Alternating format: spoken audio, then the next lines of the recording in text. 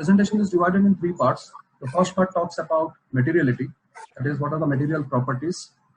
The second part, we will talk about how they are applied in Gestalt design. And in the last part, we'll be discussing how the students of interior design can implement them in their design projects. So these are the three parts in which the presentation is divided. Before we begin, I want to clarify two things. First of all, this is not a material lecture where we talk about the properties of materials, how they are manufactured and what is the process. Here we would look at the materials from the perspective of their qualities in terms of tactility. So what are the material temperature when you touch them? What is their ability to arrest dust particles? How easily you are able to maintain them? And what kind of a decision making we have to put into use when we are selecting these materials and applying in our projects. So these are the areas where we will touch upon materiality. The images that I have selected are very specific to the example. They are not ideal examples. They are not the most preferred or the brilliant examples or something that I recommend to all. So these are very generic, and I urge all the participants here to make or form their own opinion about whatever they are going to see today here. So let us start with the presentation. So first, we are going to talk about material. I've listed a few materials that I want to discuss here, and then we will proceed. The first is use of metals. Now, use of metals in interiors, we see a variety of materials like copper, brass, steel, wrought iron being used in interiors, and they can be applied with various kind of treatments on them. They can be applied with brush steel. There is a way of applying brush steel, or you can get the polished steel, which is very glossy, and you can also get variety like which is textured. Now, this steel which we are using in design may be used for a variety of purposes. They can exist in interior design as an accessory. They can be part of a lamp or fixture or fittings which are used in bathrooms. So you have to know that this material exists. The essential properties of this material that are something which you have to keep in mind is when you are using glossy steel, you have to be very careful with the light sources, where the light is going to come from. The best part about this material, it vanishes. It vanishes, it absorbs the color of the surrounding and it takes to the color of that particular place, and it camouflages very well. But then the disadvantage to a glossy steel surface, it will pick up the stains very easily. You touch it and you move out, and then it requires cleaning. So you have to be very careful where you place it. In comparison to that, if you are using brushed steel surfaces, these brushed steel surfaces are very easy to maintain. Many times in hygiene is an issue. You will find that doors in hospitals usually will have a square plate of a buff steel, which is very easy to clean and maintain. So these kind of areas are where metals are applied. The next is timber. Timber is available to us in variety of forms. This timber has multiple applications. So we have to know how the treatment of timber is done, like what are the various kinds of polishes. Either it can have melamine polish, lacquer, PU finish, or even it can be coated with Duco paints. Whatever is the type of finish, we have to be very careful with what kind of finish we choose timber when you are applying. You can use the natural grains of the timber as a backdrop. You can use the tactile quality of timber. The best part about timber is if you compare to steel, steel is not thermally insulated. It goes with the temperature. If it is kept in sunlight, it will get hot. If it is kept in an air conditioned environment, it tends to be much colder than the remaining surfaces. But timber generally maintains the thermal equilibrium. So timber is usually used in places which are free to touch upon. But one disadvantage is you cannot use it where moisture is going to come up. So there is also hardwood which is available, raw wood, or you are also getting industrially manufactured varieties of applications of wood, that is either a softboard or a MDF or any other type. So this is what is about material timber. Ceramics have a very important application. When I use the word ceramics here, I'm not essentially talking about the tiles which are available. I'm also talking about the various fixtures which are used in interiors, be it the cutlery or be it the lampshades or some table sculptural pieces which can be part of ceramic. In ceramic also, you have floor tiles, wall tiles, chips. So these are the ways in which they are available. There are beautiful handmade tiles which can be used very sparsely in design and maybe used to create those focal points.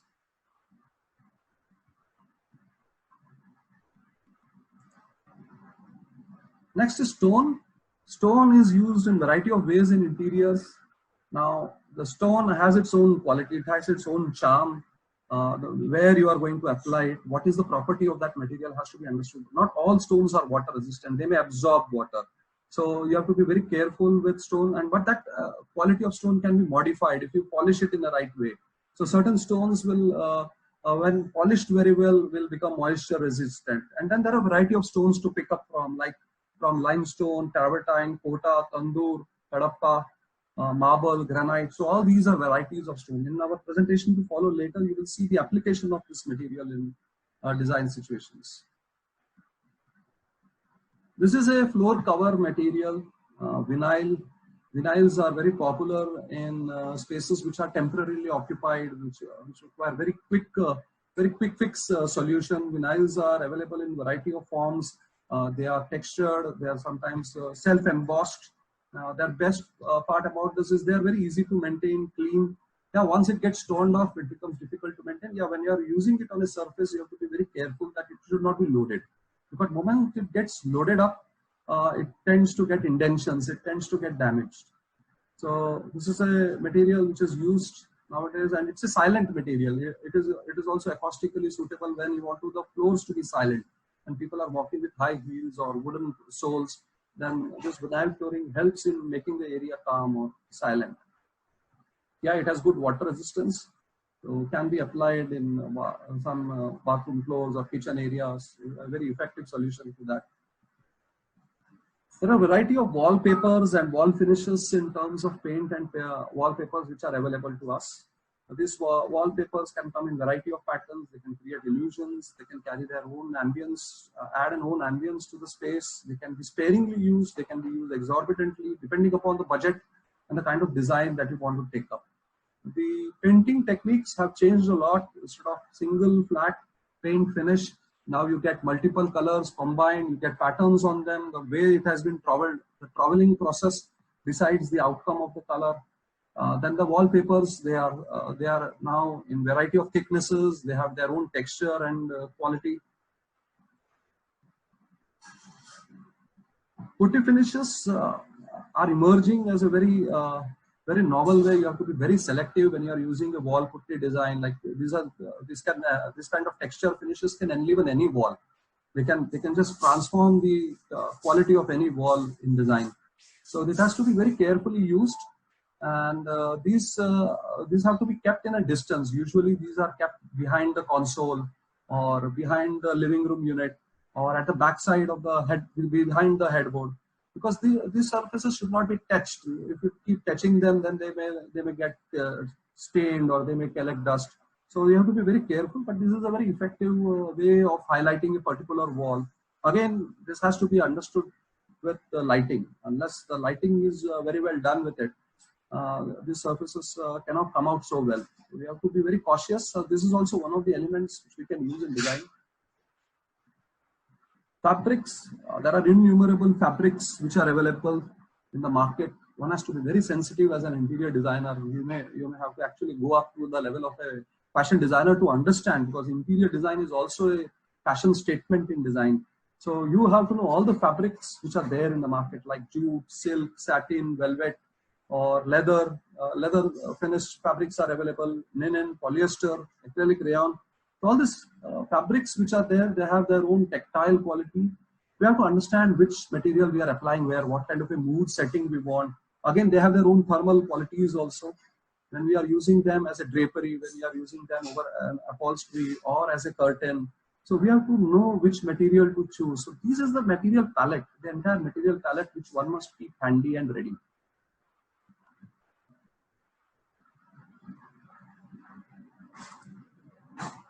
Yeah, next is wall finish. Sometimes unfinished walls, like concrete wall surface, they give a very raw appearance and very robust appearance. We get wall finishes also which look like them. Then there is terrazzo flooring, and then there is textured wall finishes. And laminates have jumped. The laminates market is changing daily. There are a variety of laminate designs which are coming into the market on daily basis. One has to really know which laminate to select. Now, these laminates are available in variety of thicknesses, 0.25 or 1 or 2 mm, and then they are in textured patterns. Some of them may look similar to wood, or some of them may look like leather. So there are a lot of illusion which is available in laminates, and they can cover up any surface, whatever be the kind of a base surface. Laminates can do a magic. So understanding what is the kind of laminates which are available in the market is very essential. I don't know if we can qualify Corian also as a kind of a laminate, but I have not added a separate slide for that. But yes, Corian is now new and not new anymore, but it is picking up very well because it is giving surface finishes which are jointless or seamless finishes. They have become very effective in interiors. Glass, there are variety of glass details. You get satin glass, frosted glass, tinted, stained, acid etching. There is a technique of acid etching the glass, then sand blasting, or in a budget design, you can use films on glass to modify the property and add some kind of an opacity to it. And even glass also has one more quality that you can, the edges, the kind of beveling detail that you can do, round or a chamfered. There are a variety of edge detailing which we can do. This particular slide shows glass bricks, like use of glass bricks as partitions. So variety of ways in which glass can be explored. Yeah, I wanted to touch upon this CNC. The CNC is the latest or the in thing which is happening in interior design. One must be well versed with the use of technology and machinery. CNC machines, the panel which you are seeing in front of you is cut from a plate of steel, and then they have been folded out to create a very interesting pattern. The other slide at the bottom left image shows you how on wood laser cut carving is done, make it very organic. And the other image that you see is Corian. You can get such a kind of a finish on Corian. You can emboss probably the image of your client also. You can create scenery. With CNC, there are a lot of magic which is possible. So I just wanted to briefly introduce to all this, because finally I want this to culminate in some kind of a palette for you all into an interior design. So in interior design, we need to create these palettes. Now, whether this palette is formed by the lighting fixtures, the ceramics, or the tiles, or curtain, pieces of veneer, laminates, whatever is there, this palette has to be created. Now, this palettes, when we have to generate them, how do we go about it? Now, a complete set of a palette would probably look like this. It may occupy a space nothing less than 3 feet by 6 feet, or 3 feet by 5 feet as minimum space. So this is the kind of surface that you need to prepare. I'll just show you a few more slides on how you can go about it. This is a very important slide which I want you all to note. I have just identified few sizes of components. You can take a screenshot of this. This is a slide which I wanted you all to take a screenshot of. This gives you the sizes of components which your palette should carry. Many times we ask for submission, which is called as a mood board, and we pick up images from various places and assemble them, and we call that as a mood board. But for an interior design student who really wants to do serious practice, probably this is the standard size of components. You cannot compare use of a tile for an interior design when you have a 3 inch by 3 inch or 75 mm by 75 mm sample, and you want to compare it with a fabric which is around 3 feet by 3 feet or 1 feet by 1 feet.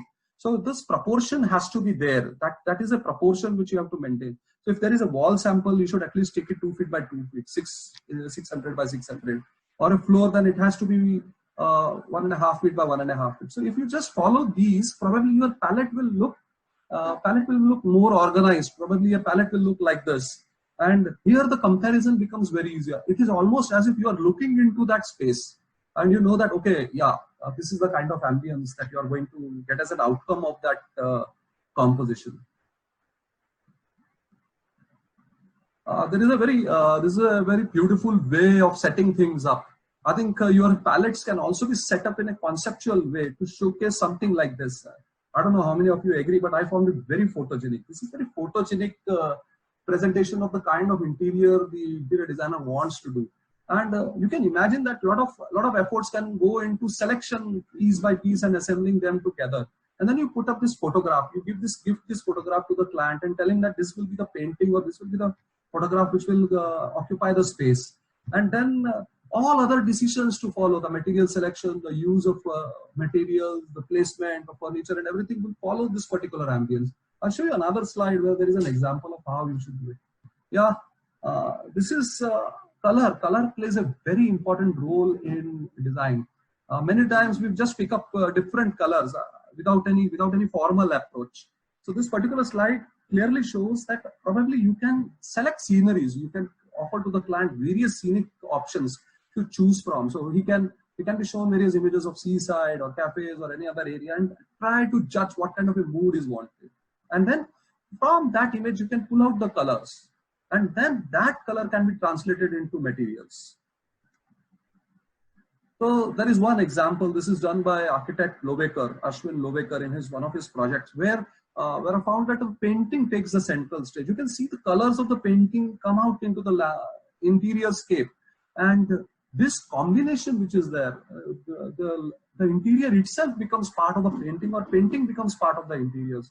So this is the kind of color concept that one can clearly develop through imagery and then matching things up and creating a blend.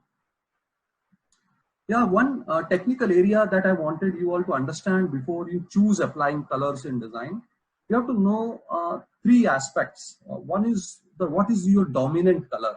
So here in this particular picture, you can see a dominant color which is beige. Okay, it dominates the whole thing. And then there is a contrast which is there, a lighter or darker shade of that. And then there is an accent. Here the accent is created by the dark black, pitch black and white. So this is how you have to know in your color scheme the three variants which are there. Once these variants are sorted in your mind, probably yes, then the design or the color scheme will have a meaning. This is another example of how that color scheme, especially when dealing with beige and grays tones, you have to be very careful.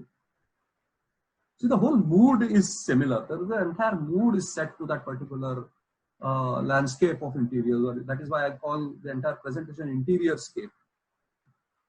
So when you design a perspective view, what can be done? You can create an overlay like this where you start specifying various materials. What is the kind of mirror? What is the kind of tub? What is the kind of tap? What is the kind of finishes that you want to do? And such just picky notes when you put up on your sketch, that probably your outcome will definitely reflect that. So this happens only when this happens. So this is the correlational process. Probably, yes, everybody knows graphics. Now you know how to develop views, perspectives. But then you try to apply this behind it. You will immediately come to know how things work. So this was about applying color theory, and now we will move on to application of Gestalt laws to design. I will go through a quick run through the Gestalt laws which I have already introduced to you, and then we will also quick fix find of images which match with it. So in interior design, when we apply these theories, it cannot be seen in isolation. They are not graphics. They are real things. They are in real time. So it will definitely involve materiality. So these are examples of symmetric composition. When you use a symmetric composition, again the color scheme, texture, material, and its application, if it's not in place, then it will not work out. If you see this image, the lines, the grains of the board, the color texture here, the kind of polish gradient which you see here, the use of fabric, wood, and ceramic with the backdrop. So all these things suddenly start coming up in design. So this is an example of a symmetric composition. It would have not been beautiful if it would not have that material quality. Now, some examples of asymmetric. These are asymmetric compositions. I want you to register this image. This is not hardcore interior design image, but I want you to register this. I'll come back to why I showed this image when I go to the end of the presentation. So there are frames where we talk about lighter components, heavier components. We talk about movement, creation of apparent movement in design, or line of continuity. This is an example of how the steps are arranged. Now you will want to see an example of how it is applied in interiors. There's a beautiful chair which is placed on a deck. You can see the lines on the floor. They are vanishing to nature, and then the chair is, it's a very photogenic decision. It's a very photogenic decision. So you have to be a photographer by talent. Then you are able to design for. This is not one of my favorite images. That is why I've kept it slightly smaller in size. But it was a blatant example of visual continuity applied in design, where you can see the side wall. You can see the side wall being reflected in the mirror. You can see the visual continuity which is maintained here because it is reflecting the opposite wall. So this is the line of good continuation applied to interior design. It's giving you a result, but the quality of result, I'm not sure. But this is one of the examples of good continuity. So this is various other laws of Gestalt theory. And you will find this is applied in the living room units today. Living room units are becoming more sleek and pronounced. The background of the living room unit is part of the unit itself nowadays. And a lot of attention is based on that rectangle composition of the backdrop and the foreground. If you go to furniture showrooms, it will be very revealing. You will learn a lot about it. Yeah, there is one idea or one notion which comes from the landscape theory or architectural theory, which is applied even in interior spaces. The first image shows without any context. Second image shows there is some context which is coming in place. And in the third one, you see that there are more elements. So definitely when you are designing places for people, you have to put some context in place. You have to put a surrounding to them. You are adding an ambience to their whole idea of living in space. So in architecture, when we talk about large scale, we understand that using a pergola in a landscape adds an intimacy to that space. You are lowering the height, you are bringing in more intimacy, bringing in more elements which are suspended and create an ambience around it. It creates an enclosure. Comparing to that, sending something open to sky just liberates you. And then again, the kind of feeling that a person gets under the shade of a tree. So these emotions are captured in interior design. I will show you some other slides. Yeah. So many times when the wall finishes are taken across on the ceiling, they create that kind of a cover, that kind of a sense of protection. And this visual continuity also enlarges that space. So you can see applied this in the example of a living room. Many times in dining areas, you will find many interior designers are bringing down the light. Light is much heavier. It's a volumetric mass, and you will find that it rather hovers on the dining table, bringing a kind of cozy intimacy. Because when you're on the dining table, your focus is entirely on the table. You're not supposed to look around. So it just brings that kind of a focus onto the table. Yeah, this is another example of how this is done. Sometimes in bedrooms, to add this coziness, probably the false ceiling design will be taken across, and it's very nice. This is again, the right slide is by the work of Ashwin Lovekar, where he very exuberantly uses a slit to separate the bed space with the rest of the area. These are some of the applications of these theories into interior design, whether you do it consciously, unconsciously, or in a copied manner. But then this brings life to design. There is an example of this application. You can see this alcove which is there. And I don't know how many of you can really spot, there is a texture to the outer wall which is much bigger in size than, more pronounced than the texture which is inside. So this is to create the illusion of height or illusion of space. You can see there is a column which is not very huge because it's a very dwarfed space. It's a very short space. But purposely there has been some elements which have been added which are dwarfed, like a very low height stool, which is very uncomfortable to sit. But then putting this next to this column is a very important decision because it adds to the scale of the volume which is here. It creates an illusion. Yeah, this probably space is very high. So even this lamp, which is very snugly fitted very close to the column, is adding those vertical lines of illusion onto the column. So these are some of the things which are always around us. We have to start looking at things. We have to start absorbing them. I'll come to focus. Yeah, nowadays in interior design, the temple niche or an alcove or some focal points are created. Sometimes mirrors are used, or sometimes this Korean, which is CNC cut, is used in design. And law of symmetry is very popular in creating some focal points. So you will see either two lamps will be used or some elements like this will be added to create that kind of a symmetry. This is also example of CNC cut material with the backdrop of mirror. This is another example. Painting becomes the centerpiece of design. Now, the color scheme, the design, and everything hovers around the painting. But one color on the painting which is there is not part of the interior design. So that becomes the focal point of the whole area. There is this example, very blatant example. On the left side, it has another focal point. On the right side, it has another focal point. And I did not mention which is that focal point, because on the left, it is very clearly visible. It is a tree which is here, and on the mirror on the wall, which is here, which cuts the geometry of the wall pattern, is the focal point. Yeah, there are other theories which may not be directly represented, but yes, the background textures play a very important role.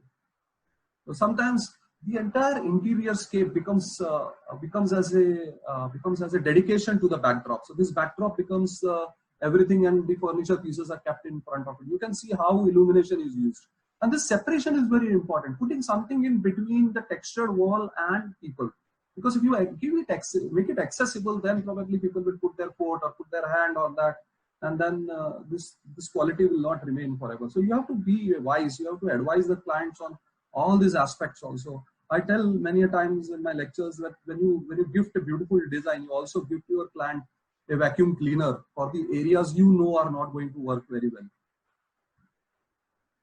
Yeah, you can see scale. I mean, this is a huge bedroom. This is a huge bedroom, and for that, probably this kind of a texture at the backdrop works well. And probably if this kind of backdrop you would have used in a small size bedroom, it would have not been in place. Again, you can see the texture is highlighted by the use of these lighting fixtures, which are designed specifically to highlight them. Yeah, there is this loss of correlating the elements from nature. This one slide is a representation of how probably this can be done. And this is a space divider where, again, CNC cut laser design has been used as to graphically represent a tree, and then it has some planters kept in between. I'll go to the examples directly. You can see how the correlation is there between this and this element. Again, this is a mirror, so something which is on the opposite wall. So this wall is yellow, the opposite wall has element which is in green, and then you have a green glass which is placed here. So sometimes adding certain accessories to design also brings the spice up the whole space. Yeah, now we come to the aspect of illusion. There are a lot of questions on illusion. So I have to search a lot of images to get you the application. This is one image which I like. You can see the scale of the space is very ordinary. It's like any ordinary flat that you get the ceiling height. But then the scale is enhanced. I really love the way this two lamps are coming down, exposing the entire length of that suspension wire which is there. So it brings that verticality there, and then low, subtle level of the bed and the whole unit which is very low. So it creates an unique ambience or illusion of height or volume. There is another way to do it. You can add mirrors and you can reflect the side walls, and also have blinds or variations or some curtains which can be pulled down. You can imagine this is fully open, but if this curtain is pulled down up till here, and only thing that you will be visible probably is the floor extensions, and you believe that there is a vast space behind, and this can be done on a completely blank wall. So this kind of illusionary effects are also possible. This is a very narrow bedroom, where usually you will find 9 feet or 12 feet or 11 feet width. And then the backdrop has been extended, and then it has been extended to cut the room in such a way that it creates the emphasis on horizontality. Now, lights are also taking an advantage of pulling themselves down, not as low as the one in the first slide, but yeah, this is one of the way. This can be enhanced further because not many people are very comfortable with use of mirrors. So in this design, you will find that there is this horizontal band and there is the use of mirror, which is almost doubling up the whole space. There are some patterns which are put up on the backdrop which also start reflecting in this, and it doubles up the whole space. But many people are not comfortable putting up mirrors or such a large nature. So but this is an example of illusion, so that is why I have brought it here. Yeah, this is something which I really like. I mean, many of you will really feel that there is an opening slit window and you can see the space outside. This is a very beautiful application. The wall opposite this grey wall is actually a stone wall, and there is a white ceiling. And that opposite stone wall is getting reflected in it and creating an illusionary depth of space. Such a beautiful composition. I mean, anywhere you have a blank wall and then you create this small alcove, you add a shelf, even that shelf doubles up, it adds the depth. It is only sufficient space probably to hold this particular lamp, but still it doubles up the space. This is a very nice example of how illusion can be critically applied. And the other laws of pregnance and the visual movement, selection of aesthetics. Yeah, as an interior designer, we must have sense of good taste. Good taste. I mean, you should be able to choose between A and B very easily. This looks better, or this looks better. This looks better, or this looks better. You should be able to make up your mind very fast. There is a book which is called as Thinking Fast and Slow. If you can read that, the crux of that book is you should be able to make up your mind very fast. That is intuitive thinking. So intuitively, you should know what looks nice. I have one more slide which I want you to explore. This is very easy to understand that this looks crammed and this doesn't look. It is very easy when it comes in a graphical form, but when it comes in front of us as our own design, as an interior space, then how do we reflect? I will show you the next slide. Yeah, I've taken these two blatant examples. Nothing against the interior designer who have done these two spaces, but I want to relate this left image with the left graphic here and the right image with the right graphic here. I can imagine probably if I would have shown a full image of this particular flat and told you, wow, so everybody would have perceived, yeah, this is a great interior. In fact, I tell you, I can describe all the Gestalt principles applied in this one single space. But whether that is the quality or that is the kind of taste that you want to generate is something which has to come individually from your mind. Some may still like, yeah, this is overdone, but this is very beautiful. Probably, yes, that's your taste. But somebody who understands this difference in taste, what is overdone, what is just right, what is suitable for a space, probably may have a liking for this space. Yeah. Yeah, these are some of the interesting ways of handling spaces. Again, you can see these basic principles of symmetry, the backdrop, the linearity, which is a very forceful line, the use of whites, the use of lamps, the creation of intimacy. I think all these principles are not isolated components. They all are an assembly. In a three-dimensional space where you walk in, all these elements and all these principles are applied there.